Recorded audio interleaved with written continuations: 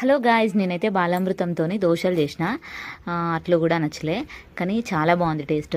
మీరు కూడా ఎవరైనా బాలామృతం ఇంట్లో ఉంటే మాత్రం ట్రై చేయండి, నిజంగా చాలా బాగుంటుంది. ఇప్పటివరకు నన్ను సబ్స్క్రైబ్ చేసుకున్న వాళ్ళందరికీ మీరు కూడా టేస్ట్ చేస్తారా? ఇదిగో మీకే ఇది పెడుతున్నా, తినండి. బాగుంది కదా, మీరు కూడా ఇట్లా ట్రై చేయండి, బాగుంటుంది. బాలామృతం ఆ పౌడర్ అయితే మిక్సీ జార్లో వేసుకొని ఒక్కసారి అట్లా గిరకాని తిప్పేసిన, అంతే. ఏం లేదు, మీకు అంత ఓపిక ఉంటే మాత్రం వేసుకొని వాటర్ వేసుకొని నార్మల్గా కలుపుకోండి, ఇట్లా అవుతుంది. ఆ కన్సిస్టెంట్లీ అవ్వాలి. అయిన తర్వాత మంచిగా పెనం పెట్టుకొని, అది బాగా హీట్ అవ్వద్దు, పెనము బాగా హీట్ కాకుండా నార్మల్గా వేసుకొని, నేను ఎప్పుడు దోశలు వేసినా ఏదో రెస్టారెంట్లో వేసినట్టు ఫీల్ అనిపిస్తుంది, అందుకే అట్లా కటోరతో వేస్తా. ఆ తర్వాత కొంచెం గీ వేసుకొని మంచిగా కాల్చుకున్నా, చాలా బాగుంది నిజంగా. అట్లా దూరగా కాల్చుకోవాలి, మాడిపోతే అస్సలు బాగుండదు. ఎందుకంటే నాది ఫస్ట్ మాడిపోయింది, అది వీడియో తీయలేదు.